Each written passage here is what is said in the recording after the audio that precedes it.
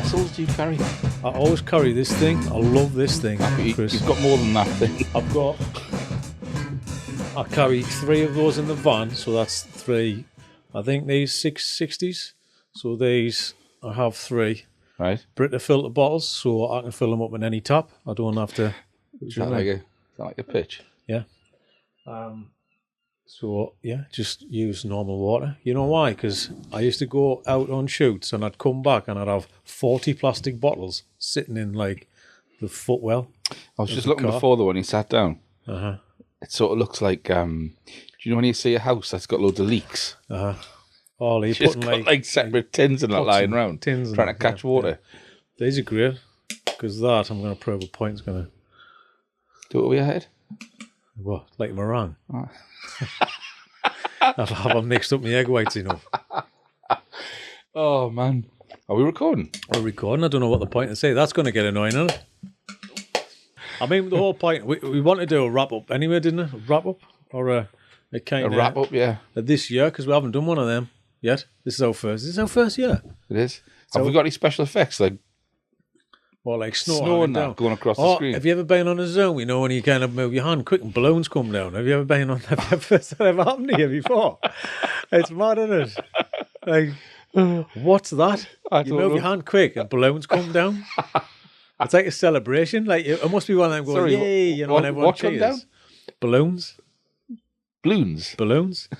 Balloons. No, not balloons. Not balloons. Oh. So you knackered? So I'm knackered. I'm tired of setting all of this gear up. That's what I'm tired of. Are you knackered after this year? I think it's been a bit mental, hasn't it? It's been a bit mental. It's been absolutely exhausting. And we've had a few hiccups along the way, I should say. Oh, literally? It's trying hard not to F and Jeff at full gamut. Yeah. And call lots of people out for being nefarious ear-holes. But I'm going to keep it. I'm going to keep a very obvious bad name as well. Nefarious ear-holes. Yeah, because it just, you know what you're talking about, but you can keep it clean. Yeah, but it's been exhausting. Hang on, so is that abbreviated? So what's been your favourite point in the year, Dan? Do we have to do an abbreviated? Is that what the abbreviated version of the A-time was? Nefarious. If you extend the ear, what does the ear stand for? It can't stand for arse team, can it? Arse team. A bunch of 4 blokes turn up in a van, in a black van, and they call the arse team. Right, we've been cancelled already then. This is definitely a Patreon. This is a special Patreon episode this week.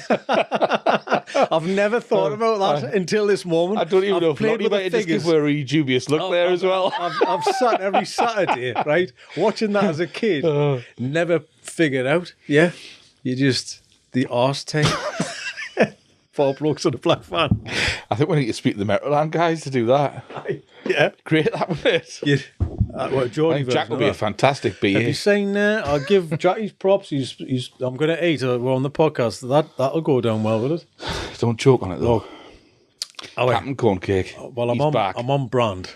Captain Corn Cake. Captain Corn Cake? Yeah. Huh? This was supposed to be... A bit of merch we still haven't got done. This was supposed to be consumed 2.5 hours ago, and I haven't gotten around to it. Because we've been setting up the new. What, exactly what? Specifically 2.5 hours, 10 o'clock. Is this a podcast? No. No, you've got to lean in closer. I actually want to hear that sound. It's a good way to test the mic. Seriously, come on.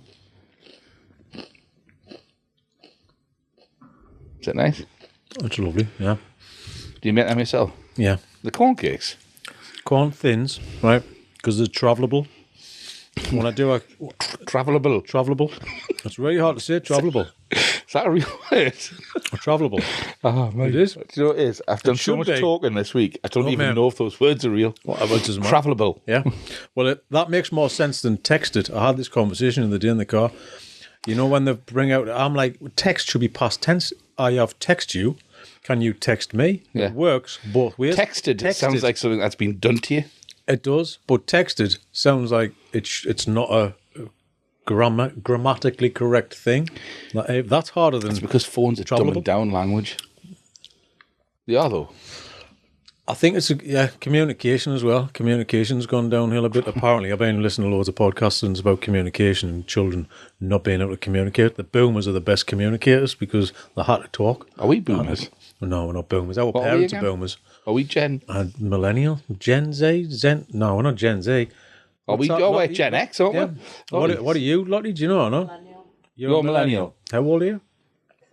30. Right, so we're Gen... I'm sure we're Gen X. We're old as hardcore, shit. that, like. She said she's 30, we're old as shit. It's kind of bad. It's going to be the worst. I'm definitely going to be the most hated podcast ever. So that means, if you doubled Lottie's age and just took 10 years off, that's what you're nearly at. Yeah. I'm actually... That's a really awful way to think about it. I'm treating this as downtime, by the way. I'm just sitting down. No, it is. Because I've been working for about 2 hours, so... Sorry, I apologise for that's the a deep question, right? You're nearly... Well, I'm nearly 50. I was 49 last week. It's a Happy terrible... birthday. It's a rubbish number, Happy birthday, Dan. You love your birthday, don't you? No, I can't stand it. We don't celebrate. I did nothing. Your wife said, what do you want? I said, nothing. Do you want to go anywhere? No. What did I send you again? But we went out during the day with the kids to a restaurant. Where did we go? I think we went to a Turkish place in Durham.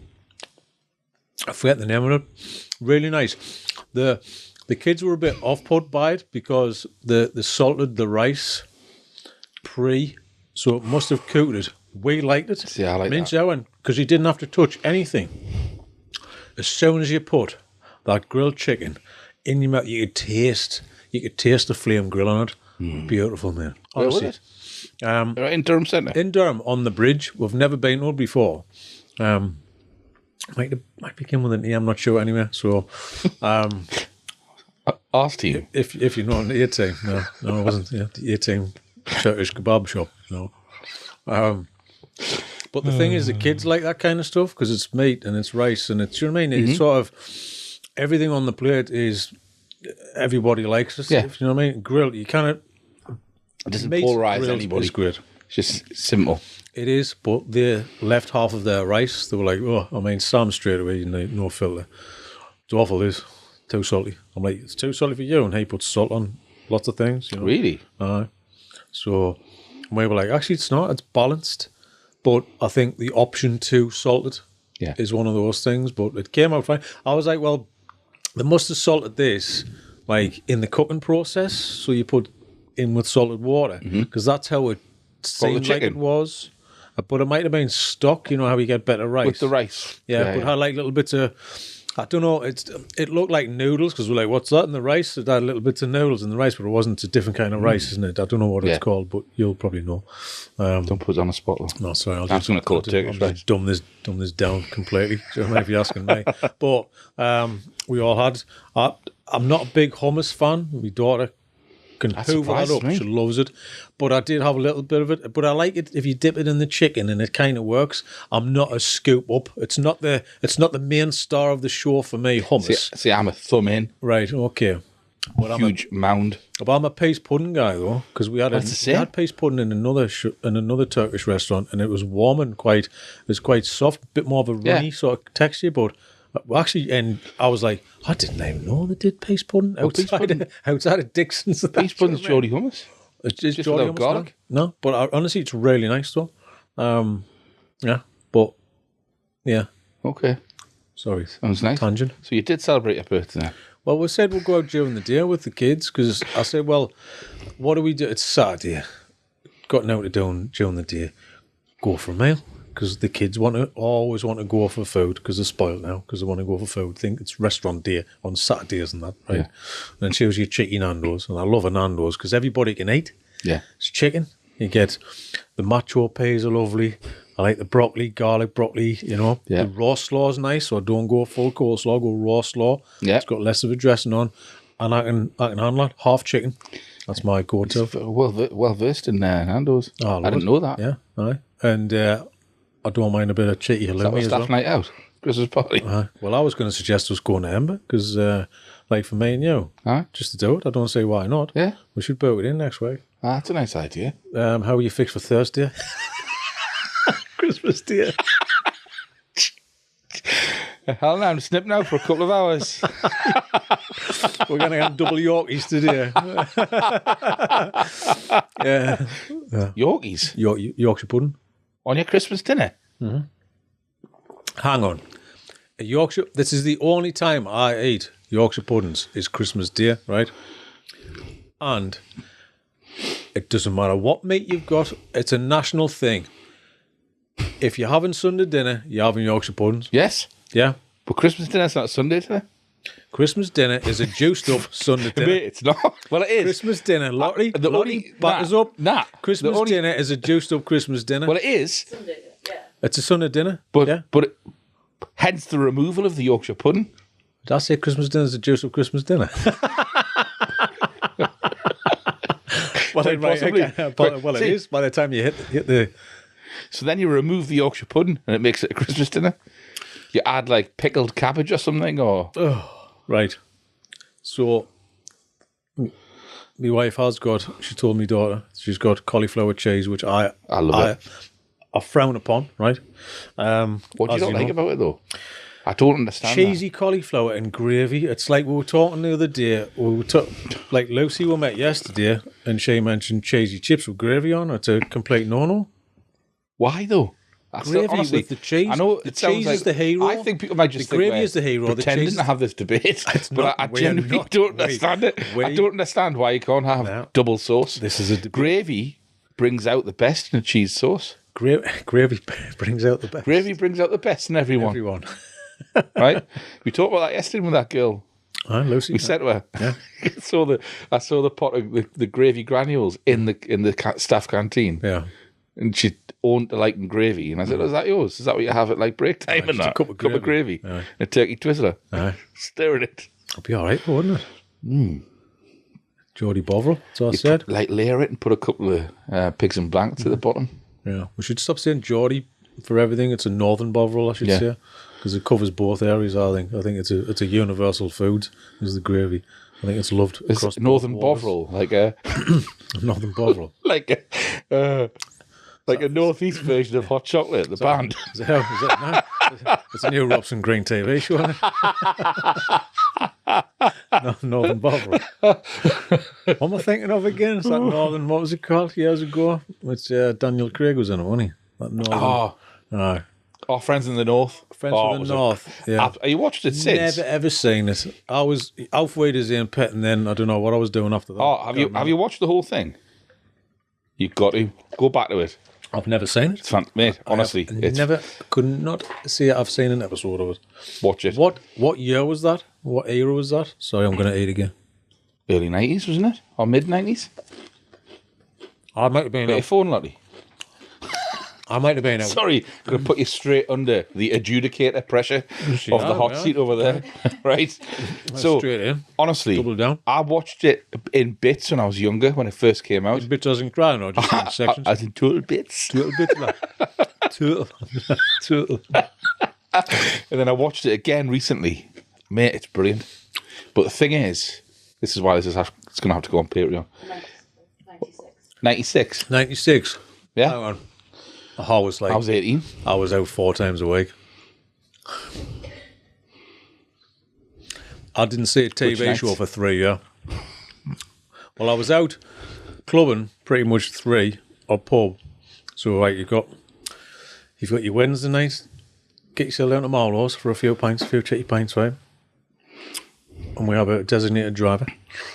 Ross? No, it wasn't at the time. No, it was just my mate would do it and then just have one. Do you know what I mean? The next time I would drive and then he'd have, so you just switch it up. That's alcohol, of course.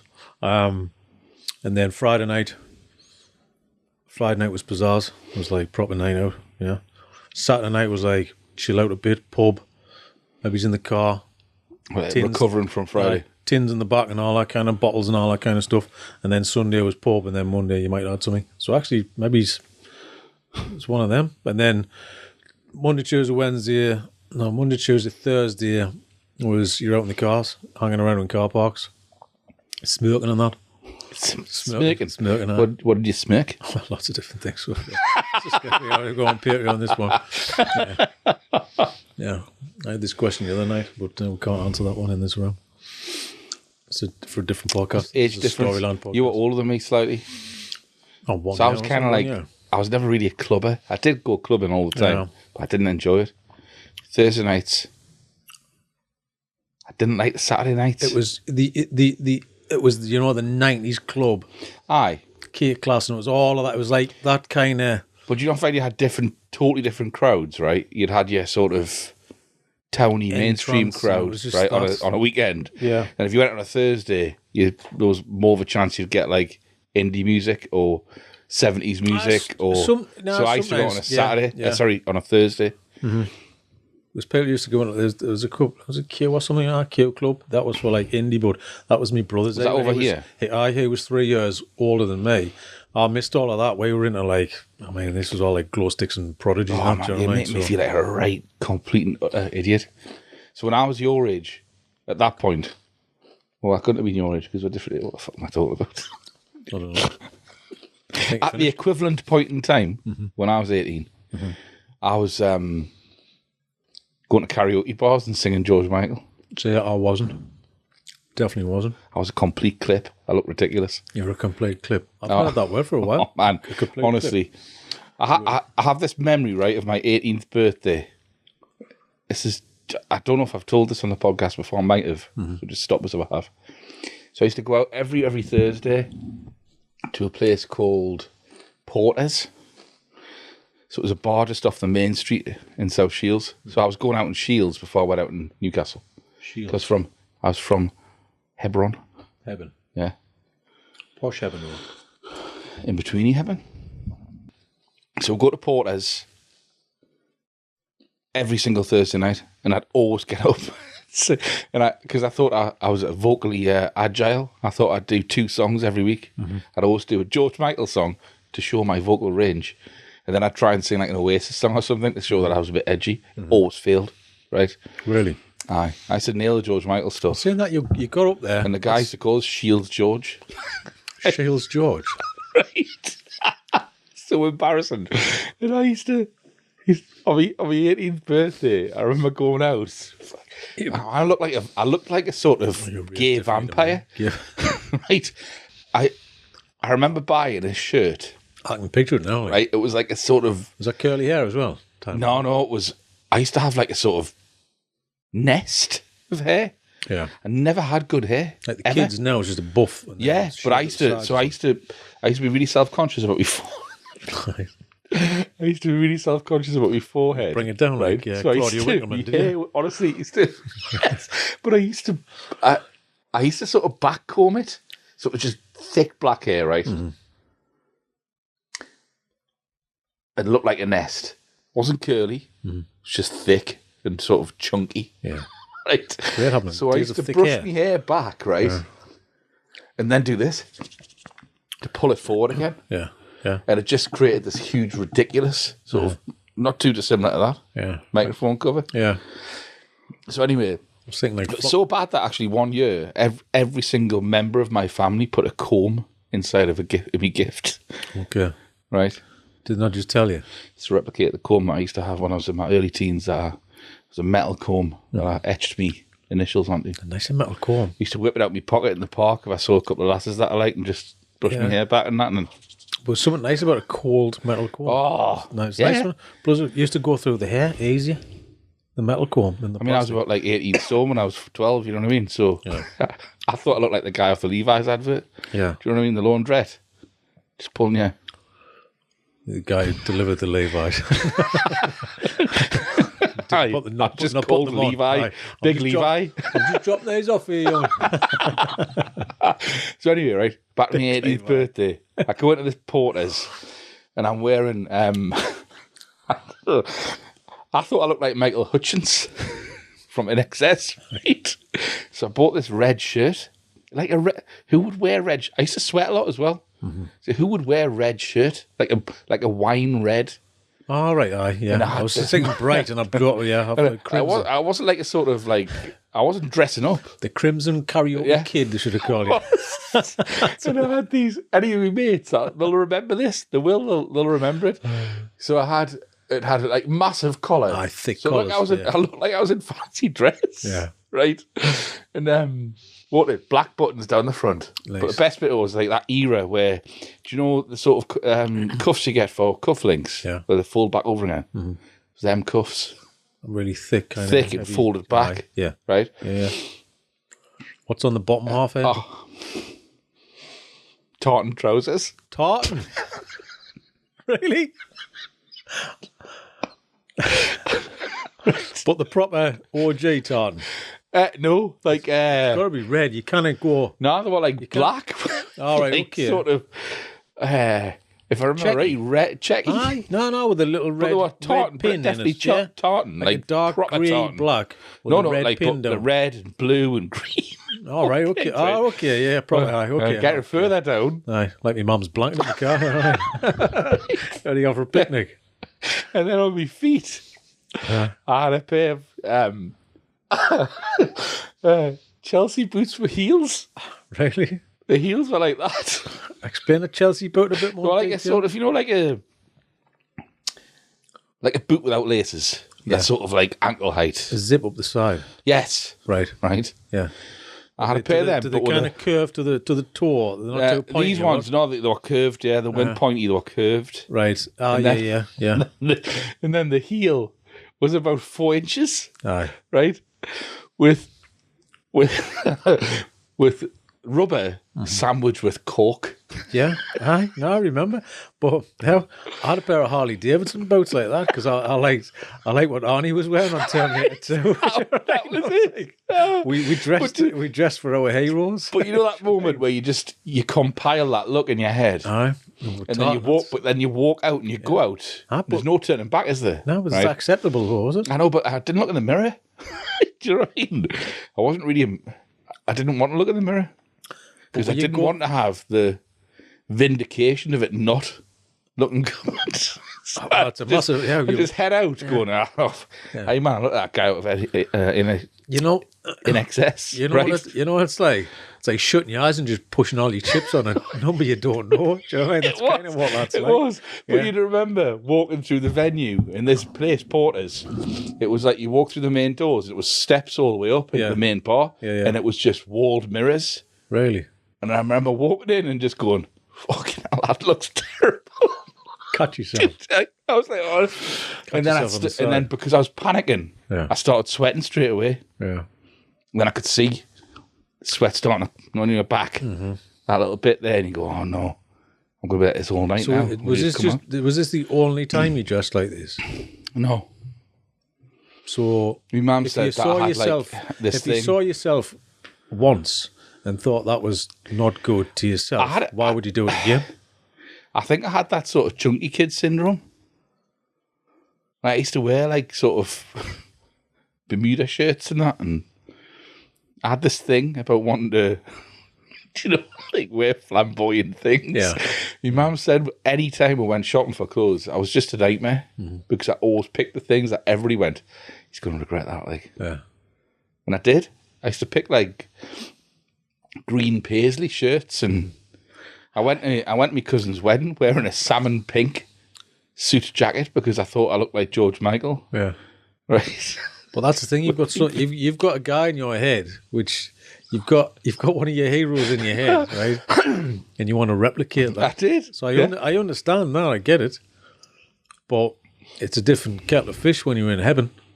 Man, you're not in the stage in Wembley. But then you sort of transition because from that point. Imagine if you came in the room like dressed like somebody off Kiss.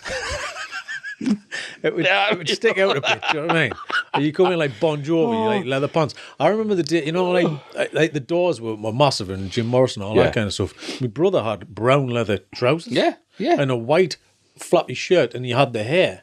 And this was like 16, 17, going out looking like Jim Morrison. Boots. We had cowboy boots and all sorts growing up. Yeah, it's like it wasn't a mad thing. To other people it was, and you used to get bullied. Do you know what I mean? But you're like, well, this is just normal, isn't it? Because inside your house it was acceptable. Yeah, why not? Because your dad's been to America, comes back, cowboy boots, brings you some you were that kid. You got to wear them, right? But then you end up, I remember, I wore them to a junior school, right? Imagine a little kid in cowboy boots, junior school. It was winter time and there's black ice on the on the playground. You walk away. Straight over. Walk with your thumbs in the loops of your jeans and that. Yeah, but there's no grip. There's no grip. It's like shiny leather. Oh, You got a grip on a heel. That's it. You have to walk on your heels like a penguin all the way down the yard, not to just slip over. But remember, straight over, and then everyone just laughs at you. So there might be a pattern there. there is a pattern, but what is it though? I don't know. I need to make sense of it because I've always got that wrong. Blame our parents or let us go Clothes out. have always been a thing like that for me. Because then I remember going through my other phase. So when I moved out of that George Michael phase, Yeah. I went down when I went to art college, everything changed, right? What did you go from George Michael to? Well, I went to like sort of like band shirts and camo Yeah. pants. You know what I mean? Well, the back, So I was always wearing cargo pants all the time. Used to go to all the old military stores. Early 2000s, cargos were in, and then they were back in again. Oh, but that's my kind point of though. get away from them now. So early 2000s in heaven they weren't in. Yeah. So I was always that kid that was either a little bit behind or a little bit ahead. Yeah. So I remember walking through heaven with a pair of green army trousers that I've just bought from the army store in Newcastle. cheap. I loved them. They were comfortable. But I was walking around with a pair of Birkenstock sandals. Right. With them on. Really? Right. People were like, what the I'll tell you what. fuck's wrong with that kid? If you were in America, you'd get away with that. I know. I know. The problem is, it's a different thing. We're watching movies I just influenced by don't- that. But I forget stuff. Like, and then I've got a picture of that phase that I went to, and I told you I went to Africa. I've got a picture of me, right, wearing a U2 t-shirt, right? It was like the other song One. Yeah. It was in fact, it was Anton Corbin's CD cover, the artwork for the cover. And a pair of, going back to tartan, bright yellow, Rupert the Bear level trousers. Right. And a pair of Adidas Torsion at the bottom. None of it went together. That would be in now. I mean, you know, everyone's like, everyone looks like I don't know, like a balloon animal now. You know, it's like massive pants at the bottom and a huge like fleece zipped up and a cap and a hat, and then there's different socks and. Do you know sometimes what I think? I was watching Lost Property. Yeah, That's totally, what it is, totally. But I wonder sometimes. I was watching Spaceballs the other night, right? I haven't seen that for years. Oh man, I was in stitches. When he tries to put the brakes on, and When he goes there, when he goes through when they try and put him through a portal. What do you call it again? Like Spock used to, Oh yeah, right? Aye, yeah, And he comes out. He always comes out like not put back together properly. right, aye. Like his nose is upside his down, arse is isn't it? pointing that way, and his arms are. That's what I always felt like. Like I walked out of the house, Yeah. and the door was like a portal that put me back together in a different way. Tonight, Matthew, I'm going to be a mess. Oh, Yeah. oh, what? Eh? Tonight, Matthew, I'm going to be a mess. I know, but you tried. You still tried. You still give it a go. I think you might just get the bullying out of the way straight away. I think it was, but then like in my 30s, when I started working at Tradecraft, my boss, I don't know what it was. I was trying to fit in, and I bought this. I mean, there's nothing wrong with it, but I bought this coat that made me look like I was about 85. Right? And every time I went out in it, I could see how they look at me, like in a really quiet but disapproving way. Yeah. And after I was wearing it for about 2 years. Why'd you not tell you? It's like Alan Partridge green coat with like checks in them on the inside, right? Right. Okay. Like a man from C&A coat. And after about 2 years, she went, I hate that jacket. I went, why? She went, you look like a murderer. Right. So I got rid of that. And then I went and bought, do you know those coats with the belts in the middle? Aye. Oh, the long one. Yeah. But I bought one online, right? Heavy kind of wool. Yeah. Aye. But yeah, that's what you think. Yeah. Right. I bought one online. I was like, oh, that looks really unique, that. You could go, if you go light, you look like you're on safari. Right. If you go heavy, you look like a hitman or you work on the doors. Mate, what turned up? Something that was shorter than one of them, so just went past my waist. Started a belt. a belt on it, right? What? It was blue, and it was like a sort of PVC leather. Oh, nice. Right? Yeah. I looked like something between Shaft and Prince in a white working class town in the northeast of England, and I still wore it. And I was like, is that a woman's coat? Yeah. No, I bought it from a menswear website. Yeah. Remember when? Like, I mean, not fairly recently. You know, the no socks loafer thing. Oh, and then you get some things don't look good, and then you get dad bods wearing them with skinny jeans, no socks. We need to address that, right? Brown loafers. And for me, it's always just because it's in the window in the cellar doesn't mean to say you have to wear it. Do you know what I mean? But I don't think you have a choice. Just because it's there doesn't mean you have a view on it, right? There's a few things that you look at these days. It's just wrong. And I don't know. I'm just getting old. But every person you looked at, but maybe that's the point. I turn around to my wife and go, "What do you think? Do you think that looks all right?" No, it's awful. I'm like, why are they wearing it then? Just they got away with it for years. The loafer thing. See, I don't know whether it's like a. You know, like Dada, the art movement, was like anti-art. I know, but right? Not for like I don't know whether it's like anti-fashion, but it isn't anti-fashion, is it? They think it's fashionable. No, but they think it's fashionable because everybody... but it's like sheeple, you know what I mean? You're going to wear it because everybody else is wearing it, you know? But you don't have like sort of elks. Like they look like they've got trotters rather than feet. But you know who gets away with this? Like slender, tall, lean-looking... Italian men. You know, it's some good-looking 21-year-old, something like that. Not some guy who's 34. He works on the bins. It's kind of, but it's a different thing. Do you mean it is? It's a different. So our staff party on Thursday next week. A staff party, Thursday next week. Yeah. Shall we wear tight jeans? I'll get myself on the loft. See what my mother's got in the loft. Yeah. I'll get my coat out. You still got it. Got my PVC coat. Skin tight jeans and a pair of loafers. You know what I think I've still got? You know me Nirvana smiley face t-shirt from when I was 14. The OG, not the one you can buy in Asda now, right? The OG don't get us one. onto that. I hate that, you know. I know. You don't know who they are. Why are you buying a Rolling Stone? Why is Metallica? You want around a Metallica t-shirt? Have you ever listened to Injustice for All? No? Well, put it back in the cupboard. It started off, didn't it, with... It was Primark, wasn't it? It started licensing things like Keith Haring. But did they? And you'd see them signed that off. Like, who's the Metallica go, you can use it in Primark. I guess it's one of those things where they lost their own license or something. I can't imagine it. It was like because the first one, surely not. The first ones were the Ramones. Aye, the Ramones. And I've seen kids like 14 walking around wearing Ramones t-shirts, and I was like, "Do you like the Ramones?" They'd be like, "Who?" I know. Why are you wearing it? I can't wear something that I don't know. That's why I wear plain. It's because kids don't follow bands anymore. Not really. Not massively. Yeah. Of the whole like shift now in terms of how people consume music. I mean, I have it with my own kids. I'll go, "Oh, it's a great album." They'll be like, "What?" Because they listen to tracks, not albums. Yeah. And this has come up on the podcast loads of times. We were almost religious about who we followed as musicians. I think it's quite rare that you get a good solid album, though, as well. It is quite rare. You don't get solid albums from start to finish anymore. Like, I remember, like, you know, Badly Drawn Boy, Nirvana, Nevermind, all of these, you know. I think Guns N' Roses, Appetite for Destruction. So many good albums, even like Kings of Leon, the first one, I forget what it's called.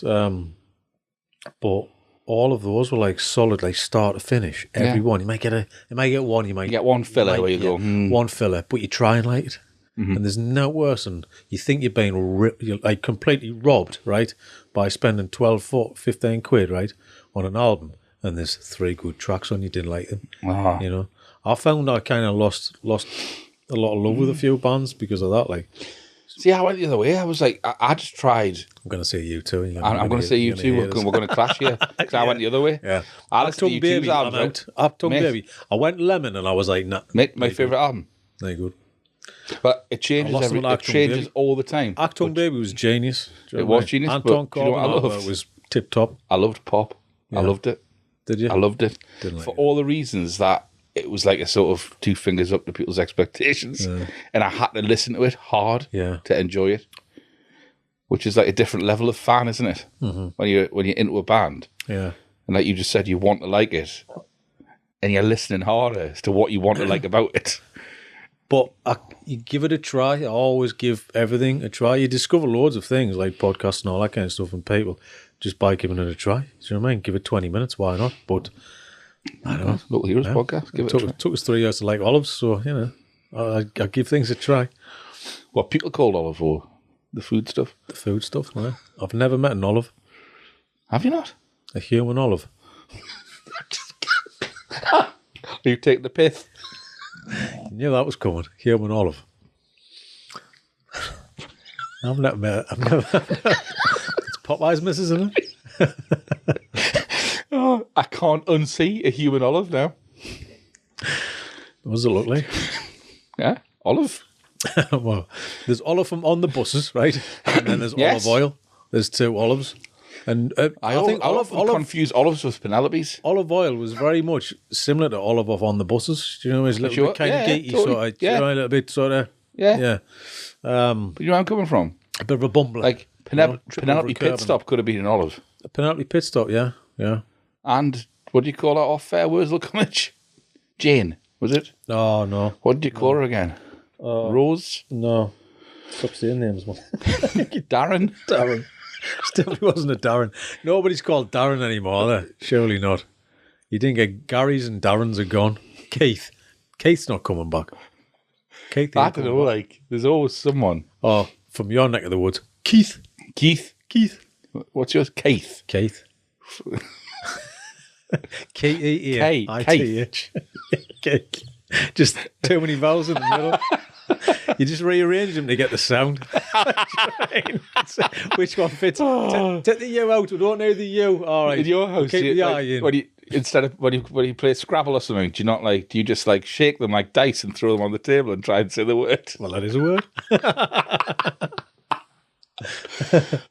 Yeah.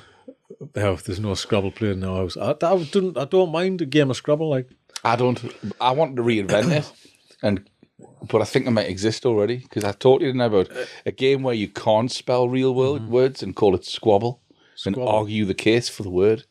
I'll tell you what, why didn't you just put lots of sellotape on the box and then not gear it out? That's a squabble, just getting it out of the box. So you're starting, you're building up to the hatred of this game by not being able to get it out of the box. Strong tape. You're trying to get that there. You get it off, but it's like, it's thin, cheap tape. Where it just tears straight away. Yeah, it's like doing the sellotape. Like ribbons. Yeah. This is all Christmas adjacent, all of this stuff. Do you know what I mean? Because wrapping presents, I'm terrible at wrapping presents. I'm good at wrapping presents. Would you believe that? I do the cut and then the stick to the desk thing. So I've got me tape prepped. But I don't know what it is because you think with a bit of OCD, you'd be like, it has to be good, but I'll just over tape it. Do you know what I mean? So I'll fix it by taping it right up like tight tape. Do you know what I mean? You can't get in, Yeah.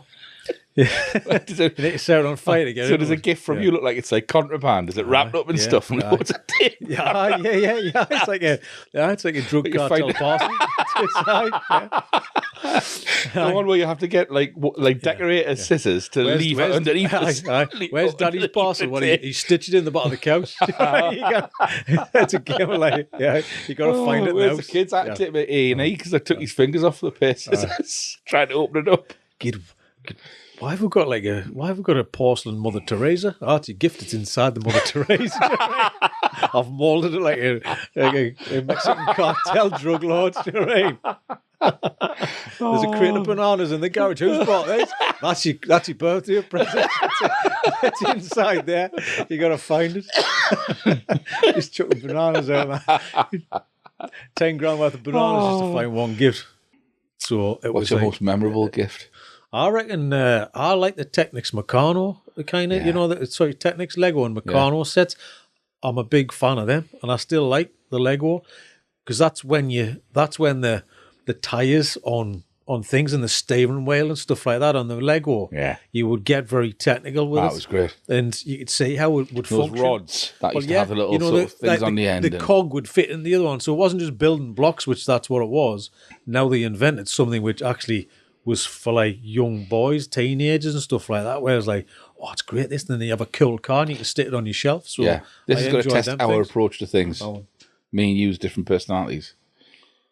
When you got Lego sets, like a police station or It's always one missing, man. Did you put it all back in the same box after you built it? No, I built it, and then it's one of those you built it, and then you could just put it on your shelf as a keepsake, and it would just collect dust for the next 5 years. You know, stick it on your windowsill. The windowsill was the perfect place for it. You didn't take it apart because I've just built it. See, I had a. Do you remember Dusty Bin off the telly? Oh, right. What was it? 3, 2, 1. 3. No, it wasn't 2. No, 3, 2, 1. They had to do the 2 backwards. Like the peace sign, because they went 3, 2, 1. So he twisted with his. Was that Jim Bone? Yeah. So Jim Bone did 3 Dusty Bin, 3, 2, 1, and then he did Bullseye. Bullseye, yeah. Right? So he did 2. Yeah. He was a game show king, and he was a game show king. He was, but he was an ex stand-up now, wasn't he? Yeah. So the proper end of the pier comedians, huh? Yeah. But I had a Dusty Bin. Jim Davidson in the house. He was popular, no? Yeah, he was. Controversial. Pot Black. Was it Pot Black on it was, Saturday night? The snooker thing? Snooker was massive. Show. With John Virgo. Aye, John Virgo. He was what was it called again? It was Point Break, wasn't it? Point Break, that's it. Point Break was a film. That was Keanu Reeves, wasn't it? Keanu Reeves, yeah. It was Pot Black, Point Break, something like that anyway. Now I want to see Keanu Reeves playing snooker. I do, I. Like the Matrix version. That'd be interesting. Yeah. What's that? I mean, he used to do all sorts of different voices, which you can't do anymore, can you? Oh, totally. But that was Saturday night entertainment, mate. Completely. It was, and then everyone had a Chubby Brown video every year. I can't believe it though. It's like that. I can't. I was more Billy Connolly, but we still watched that. I was more Billy Connolly. I was obsessed with Billy Connolly. Every year, I think for 25 years, we must have just done Billy Connolly. But the only other time, like, you know, when teenage years, your parents are one's at work, the other one's not there. Do you know what I mean? And then my brother, Billy Connolly, the only time you would be rolling off the couch laughing. There's not a better stand-up than his audience with. No. We talked about this a couple of weeks ago. That one, when he had Bob Hoskins and Wincy Willis and all that in the crowd. Bob Hoskins. And he did that whole thing about being in the TA. Yeah. It was just... There was nobody funnier. It's just phenomenal, because he'll tell the story and he'll go back on it. I'm like, how is this? Is this like scripted? Just, it felt like it was just, he's got a pocket of stories and he's a natural storyteller and he just goes. But the only person, like, off the couch, you know, we'll watch Bill Hicks and all that, but it gets a bit political. Yeah, I love Bill Hicks, like. Yeah, but Eddie Murphy. That was an age thing. Raw was brilliant. All that stuff. But it wasn't the age thing. But you were brought up on that music. It was a cultural thing, wasn't it? It was just... I sort of worked backwards. Billy Connolly was like gateway to comedy. Yeah. Right? I didn't really like... I mean, yeah, Jim Davidson and all those... Yeah. Reform type comedians. Yes. You know what I mean? I don't know. Like, they're all like... you can all imagine them being in the Reform Party now. Bernard Manning, Chubby Brown. I think they're a bit too... Nigel Farage. I know he's not a comedian, is he? They were a bit too much for Reform, to be honest. Like, oh, mate. I think Reform, think about it. Clean. But I went the other way. Yeah. So it was always Billy Connolly. It was always Vic and Bob. Oh, Young ones. Vic and Bob was like... Yeah. I remember watching that on the New Year's Eve. Yeah. Because I didn't go out, so I was like 15 watching Vic and Bob. Oh, totally. And the classics, I'd watch Only Fools and Horses. Watched it like stupid amounts of times. It still holds up to this day. Completely. There's not one episode of Only Fools and Horses that I watch that I get tired of. No. I could watch it over and over. It's the same as Alvida's Impact. I think it's the same as Alvida's Impact. It never, you know, you think, oh, it's this old show. Watch it. The humour's still there. It's still funny. And Jimmy Neal. I was going to say Jimmy Neal nails it, but he was. But then when I went through my indie phase, I still retained all of that. But then I started to love the likes of Chris Morris, Brass Eye. Brass Eye. And Bill Hicks. Loved Bill Hicks. Well, I remember Ricky Gervais was on the 11 o'clock show. Yeah. He did like 15 minutes. Yeah. Just shitting on people. Like walking through the street, just having a rant. Yeah. Which is what Charlie Brooker turned into, that kind of stuff. Yeah. And Charlie Brooker made that, and then he's writing good Netflix shows. Yeah. It's mad. It's mad, totally. It? But good, solid humour. Really kind of like Frankie Boyle. Right. Frankie Boyle's Frankie Boyle, man. Well, Frankie Boyle's the only one who really close to the bone. I went to see him in Newcastle. Did you? He was outstanding. You don't want to sit in the front, like. Oh, nah. I mean, he's opening joke. Right, Torchy, he'll come after you as well, wouldn't he? So. Are we putting this on Patreon? Won't bleep it out again after that, yeah. Because honestly, I can't. I'll not tell it then. Okay. But his opening joke, it was just like squirming your seat. Yeah. And he did pick a mum and a son out. Yeah. I think I know what that is, yeah. Yeah. Aye. He said to the son, "What are you doing here?" When he should be at home. 14-year-old, yeah. And then the kid gets embarrassed and he goes, "What are you getting embarrassed for? Your mum does the same." Whole crowd just like, yeah. It's his opening joke. And we're off. But I went to see Billy Connolly. Mm-hmm. Do you want to know when to see him? I missed him, you know. Really? My brother and my mum went to see him. I missed it. Where? In Newcastle? Aye. Was it on 9/11 day? Something like that. Yeah. It was on the... So my tickets to see Billy Connolly my brother were on the day. Dave Lee Rothman. Do you know what I mean? Really? I'm like, wow. He went to see everyone. He was old enough to see that. He's seen Nirvana. Wow. Yeah. Stone Roses. He's seen the lot. That's mad. So Billy Connolly, I went to see him on the day 9/11 happened. Mm-hmm. And do you remember what it felt like that day?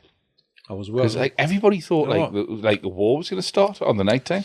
I was working at Schmidt's Cargo Ball up in Stanley, and I was on late shift, and I came in on late shift. My brother was sitting on the couch, and I came in about 8 o'clock at night. I was like, "Have you seen this? Yeah. You just heard about it on the radio." Yeah. So I was just watching on the telly. Didn't think it was real. I was in the in shops in Jarrow when I first saw it, and the amount of anxiety people had because they honestly thought like a World War III was going to break out, and people going into the Billy Connolly thing were really subdued because they were thinking, "Do you know we come out of this?" Yeah. Like I think people generally thought it could have been like bombs dropping in that. Yeah, you come out, the city's disappeared. Totally. So Billy Connolly walked on stage, and he just walked straight into the middle. Mm. This might land really badly, but that was the point. And he just put his arms out as far as he could, and just made a plane noise like that. And brought his hands together. Really? And then went, and everybody just went, and he just went, "What else am I meant to do? Yeah, I'm a comedian." Yeah, and that was it. Really? Yeah. Oh, amazing! That's how he opened it. Wasn't like because he just went, "What else do I do in this situation when we're all as anxious as each other?" Yeah. Is my role is to reflect what's going on. It was mad, absolutely mental. I think Gilbert Godfrey got his wrist slapped for one of them because he did like a Twitter joke, or he did a show, like he was doing like some variety show or something like that, and he'd like one of the most tasteless 9/11 jokes ever. Connolly, he straddled the line though, didn't he? Like he was so loved at that time, he was at his peak. Yeah. That he could have got away with anything, and everybody knew his humour was just to sort of tip it over the edge a little bit and pull it back again, wasn't it? He got a TV show about like because he's Parkinson's and stuff like that. But it was still good. He's still entertaining. He's still really entertaining to watch. I think it was on like UK Gold or something. Like, what's this doing on here? It should be on BBC. You know? UK Gold's a funny channel, like, isn't it? I know, but it was like just because it was on, and you go, well, I need to find this show because it was advertised quite heavily because it's Billy Connolly. I'm sure it was on something like that, But it was like him because he's living in Florida and stuff like that, and like how he's managing, to deal with it, and he's kind of half retired and all that kind of stuff. But they went and interviewed him, and you saw behind the scenes, and you heard the guy interviewing him and stuff like that. It was a good doc. Yeah. So you heard like the questioning and sort of his real answers. Like fresh off his dome, it wasn't kind of like orchestrated. Yeah. He was totally brutally honest. And you're adding in like the things that you've done in life, and he's quite content about, all right, I'm all right with it. Yeah. So that's a powerful thing. You're all right with something like that. Yeah, of course it is. I take the guys, from hands on the wheel and being in the wheelchairs, from being able-bodied like this, and then what happens if you had an accident tomorrow? How would you handle being in a wheelchair for the rest of your life? Yeah. And I'll take my hat off to them. Because I like I said on stage, I don't know how I would handle that, and that's what I question myself. But nobody does. About that. Nobody does. But you like to think some people go, but I can't handle that. I don't know. You just don't know till you get there. Well, like you don't. When people die and you go, look, I don't know how we're going to handle it. Well, you'll find out when you get there. But we've all got 14 different stories of what. And you've got to remember as well, each of the people on Hands on the Wheel, if a similar thing had happened to them at a different time in their lives, or in a different environment, or different things happening or going on within their lives, they might not have responded the same way. I mean, that's all the variables, isn't it? Yeah. I think looking back at this year, it's kind of... Do you think we'll get to this point? It's almost exactly a year ago that we pressed...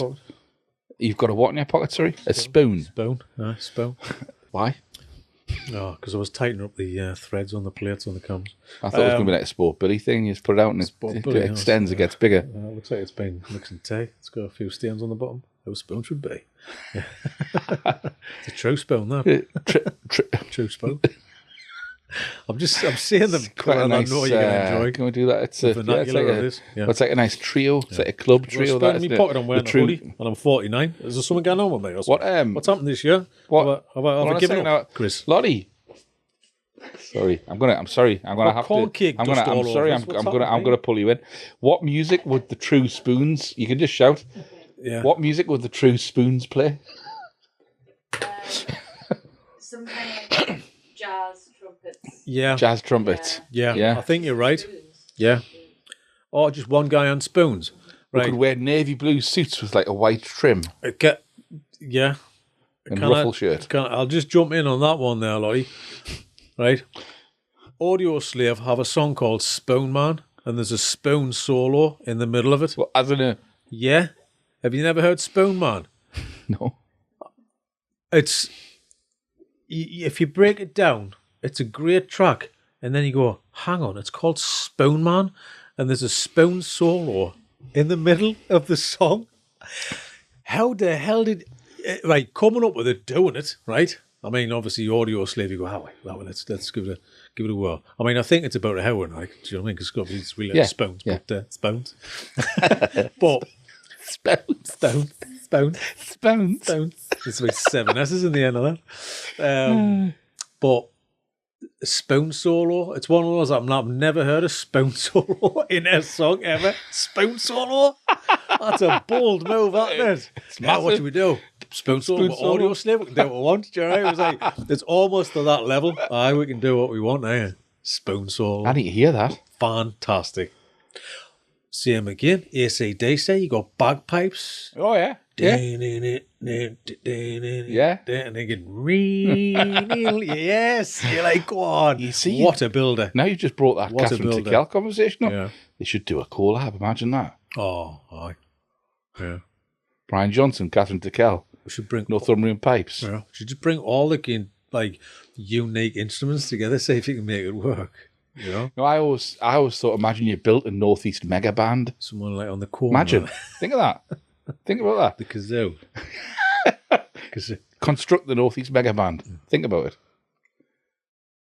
Well, think about all the characters. Is Fender going to be in there? Fender's got to be in there, right? You'd have Sting. You'd have Mark Knopfler. You'd have Brian Johnson. Uh-huh. You'd have your Future Heads lot. Brian Ferry. It'd be a pretty good band, wouldn't it? Yeah. Just thinking who else. Where's the women at? Oh, but Little Mix. Little Mix, man. Why? You got Jade, all right. Friend of Coleman's. Friend of Coleman's. Every councillor the other day, Coleman's fish and chips. Every one of them. Did they? I was like, I was over the moon. Did you not refer to Richard as Mr. Coolman for the day? Coolman. That's a good one, isn't it? It's brilliant. It's absolutely brilliant.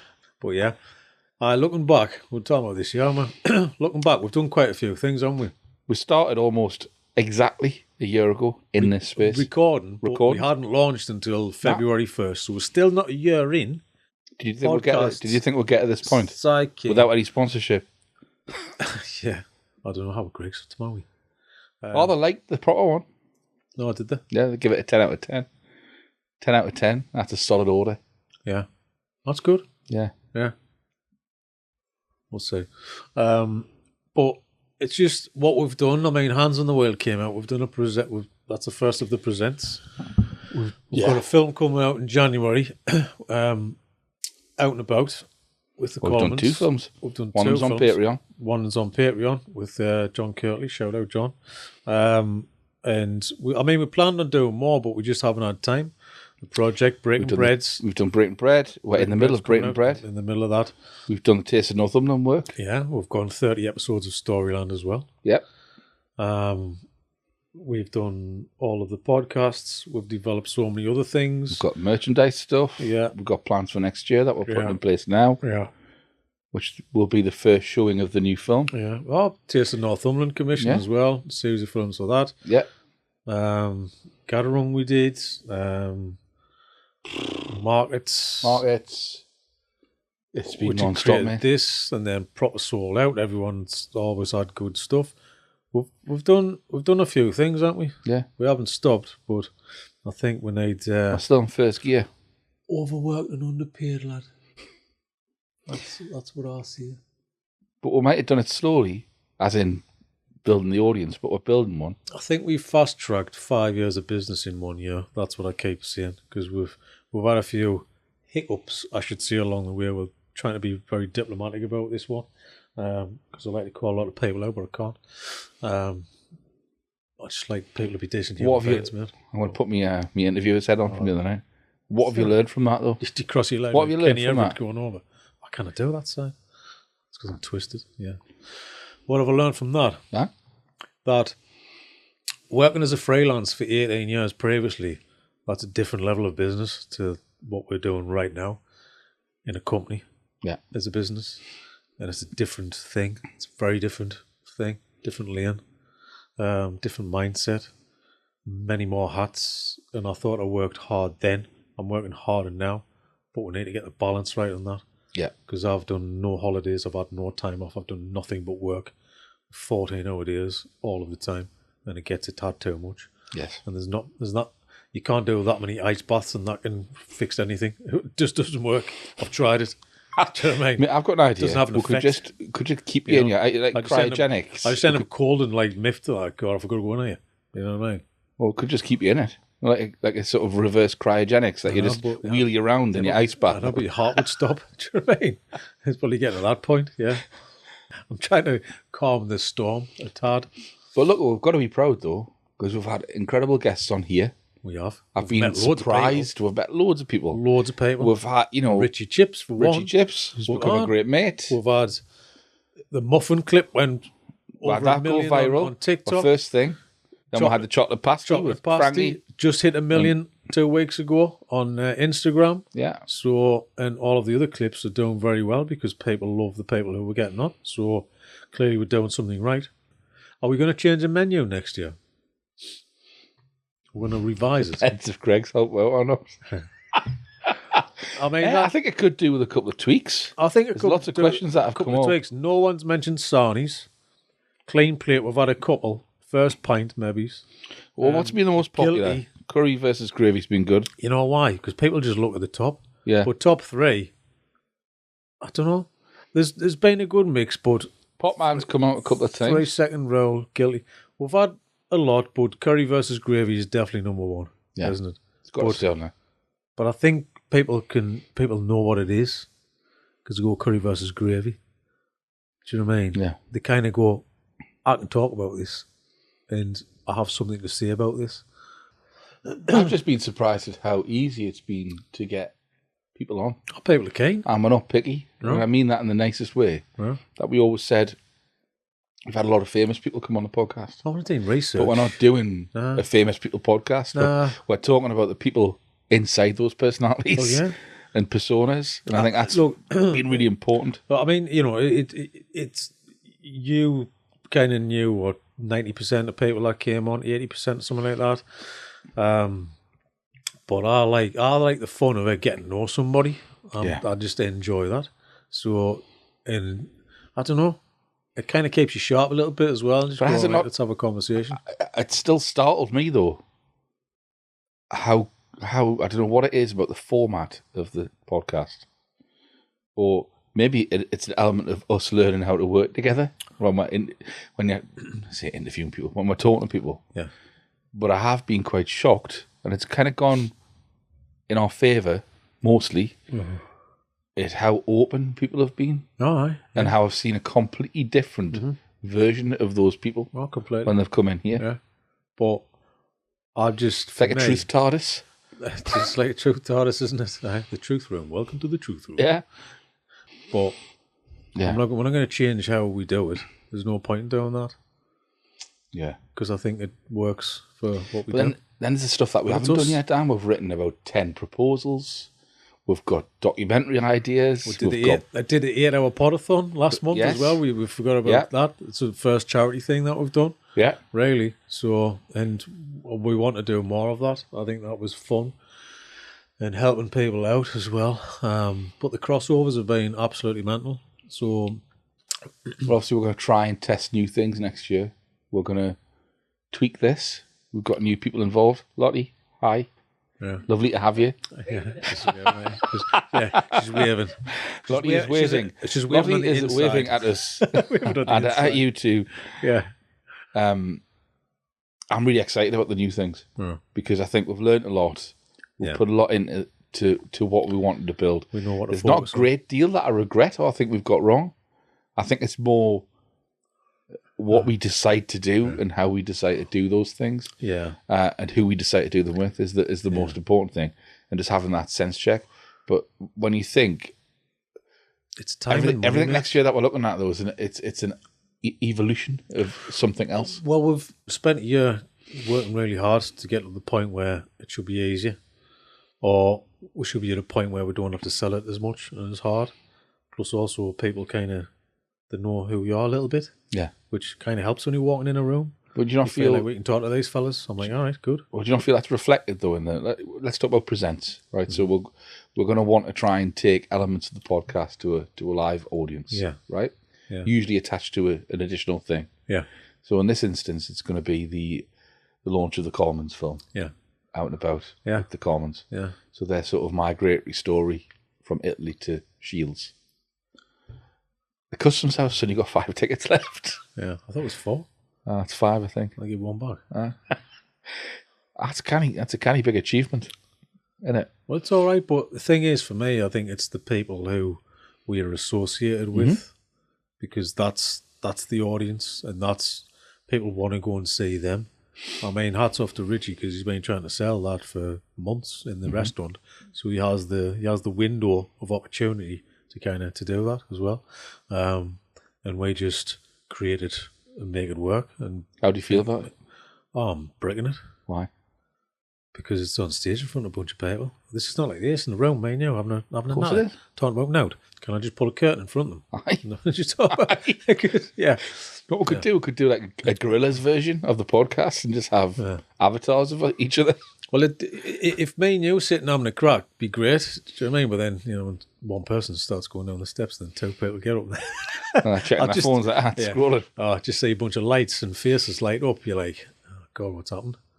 I don't know. It's just nerve-wracking because I saw you the other night on stage and you did a cracking job, and that's your thing. That's not my thing. But, No, but you said my that. thing is I made the film, and that I put myself into these things as an expression of who I am, and I tell the story, and that's what I am comfortable doing.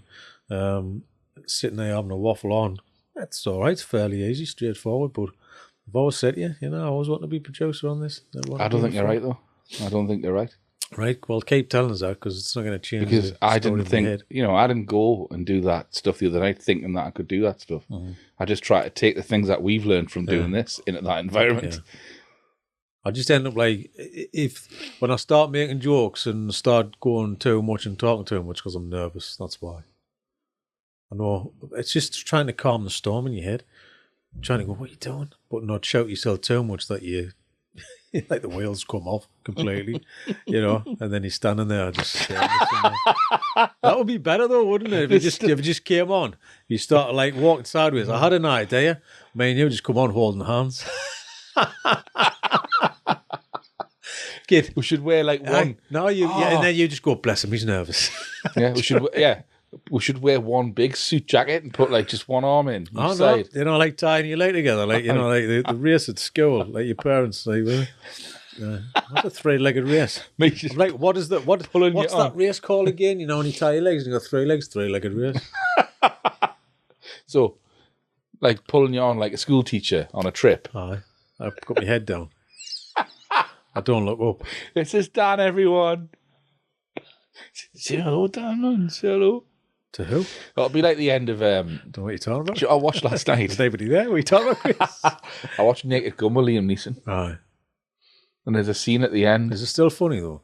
It is. Airplane's still He funny. gets it. Airplane's still funny. Yeah. But Liam Neeson could have really cocked that up. Oh, the new one. Yeah. Right, Liam Neeson. Yeah. Leslie Nielsen, Liam Neeson. Exactly. 2 LNs. Whoa. Exactly. Never put those together. That's probably how he got the thing. Yeah, it's good. It's the initial. That's what Hollywood's like, you know. Probably. You dye your hair grey. Yeah. Leslie He fits in the Nielsen. suits. If you say Liam Neeson like that, like, it just sounds like Leslie Nielsen. What's your name, Nielsen? Yeah. So there's a scene at the end. So it is funny. Apparently it's supposed to be all right. He nails it. Yeah. And it's a brave role for him, to do that, but he nails it. But there's a scene at the end where... do that funny. Do you know when they do at the end of a film, when they freeze the scene and the credits start coming up? Yeah. And then someone moves. They freeze everything. Yeah. And you're staring for a little while and you realise that the only thing that's not frozen is Liam Neeson and Pamela Anderson. And then at the end, they start walking around the set, poking people in the face and that. Because, what's going on here? What's happened to everybody? It's a classic move, though. Right? And then he comes to the screen and he pokes the screen at the credits and the credits sort of bulge out like that. And he's knocking. That's what I could do with you. You just stand there. Chopped in a telly. Yeah. Yeah. Yeah. Aye. It's going to be fine, man. It's going to be good. It is what it is. It's just, you know, if I turn up and not see anything, but then I'll be like, oh, God, I should have said something. I'm trying to sell 5 tickets here. Yeah. Sell 5 tickets. We'll just give them away. We'll give them away, Patreon. So, we've got 5 tickets left. Are we all excited about our event in January? Maybe all right. Like, I don't know. Don't spend 15 quid on those tickets. Yeah. Because it's going to be shocking. Dan's going to freeze. No. Right? Well, I'm not going to talk. That's what's going to be fun, isn't it? Just say that. Just complete meltdown. It'll be a one and done, never again.